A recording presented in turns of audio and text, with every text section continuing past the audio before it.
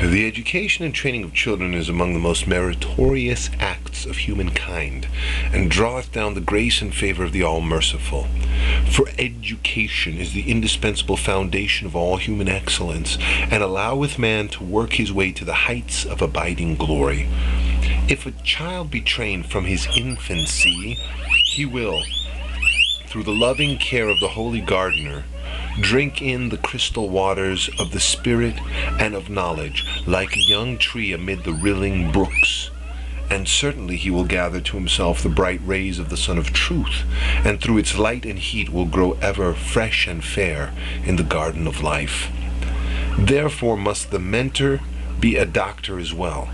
That is, he must, in instructing the child, remedy its faults, must give him learning, and at the same time rear him to have a spiritual nature. Let the teacher be a doctor to the character of the child. Thus will he heal the spiritual ailments of the children of men.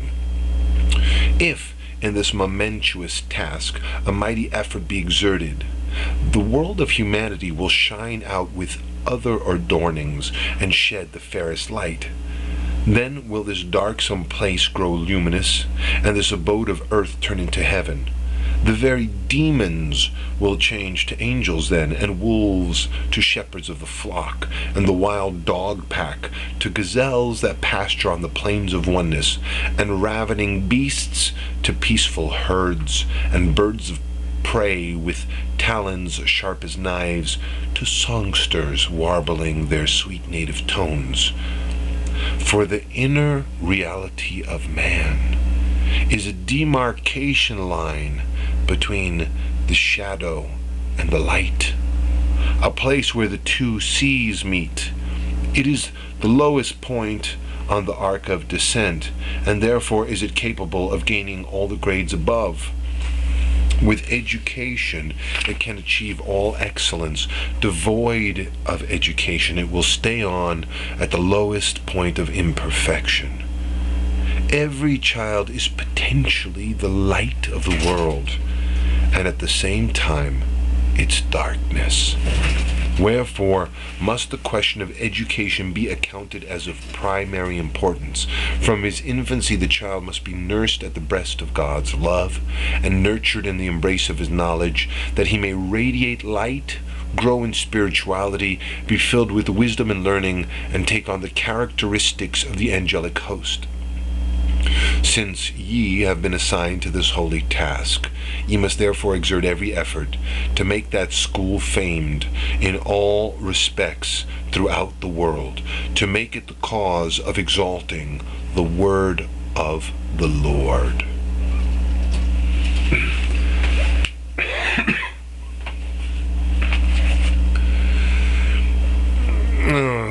O loved ones of God and handmaids of the Merciful, a large body of scholars is of the opinion that variations among minds and differing degrees of perception are due to differences in education, training, and culture. That is, they believe that minds are equal to begin with, but that training and education will result in mental variations and differing levels of intelligence, and that such variations are not an inherent component of the individuality, but are the result of education, that no one hath any inborn superiority over another. The manifestations of God are likewise in agreement with the view that education exerteth the strongest possible influence on humankind.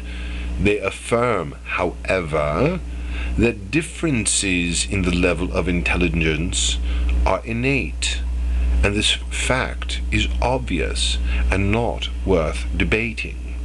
For we see that children of the same age, the same country, the same race, indeed of the same family, and trained by the same individual, still are different as to the degree of their comprehension and intelligence.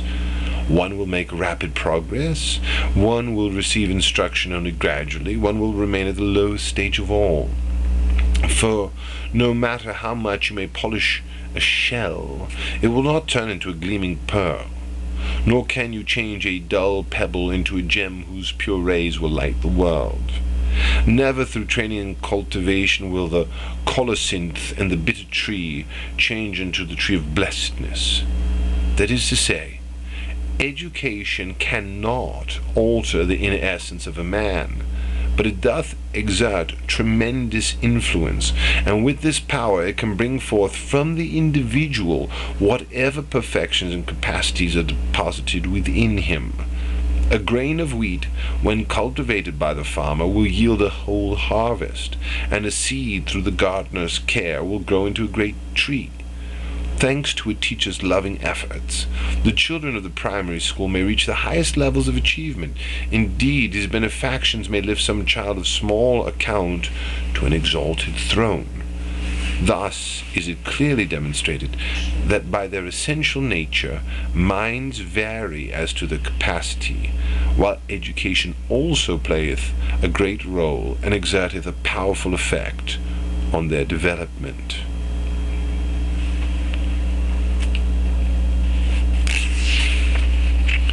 As to the difference between that material civilization now prevailing and the divine civilization which will be one of the benefits to derive from the house of justice, it is this. Material civilization, through the power of punitive and retaliatory laws, restraineth the people from criminal acts, and notwithstanding this, while laws to retaliate against and punish a man are continually proliferating, as you can see, no laws exist to reward him. In all the cities of Europe and America, vast buildings have been erected to serve as jails for the criminals. Divine civilization, however, so traineth every member of society that no one, with the exception of a negligible few, will undertake to commit a crime. There is thus a great difference between the prevention of crime through measures that are violent and retaliatory, and so training the people and enlightening them and spiritualizing them that without any fear of punishment or vengeance to come, they will shun all criminal acts. They will indeed look upon the very commission of a crime as a great disgrace and in itself the harshest of punishments. They will become enamored of human perfections and will consecrate their lives to whatever will bring light to the world and will further those qualities which are acceptable at the holy threshold of God. See then how wide is the difference between material civilization and divine. With force and punishments, material civilization seeketh to restrain the people from mischief, from inflicting harm on society and committing crimes. But in a divine civilization, the individual is so conditioned that with no fear of punishment he shuneth the perpetration of crimes, seeth the crime itself as the severest of torments, and with alacrity and joy setteth himself to acquiring the virtues of humankind, to furthering human progress, and to spreading light across the world.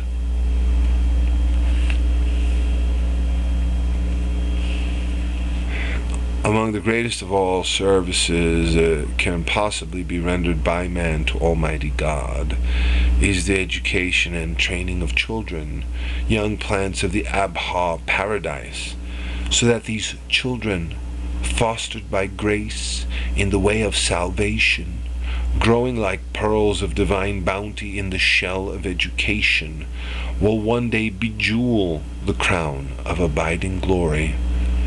It is, however, very difficult to undertake this service, even harder to succeed in it.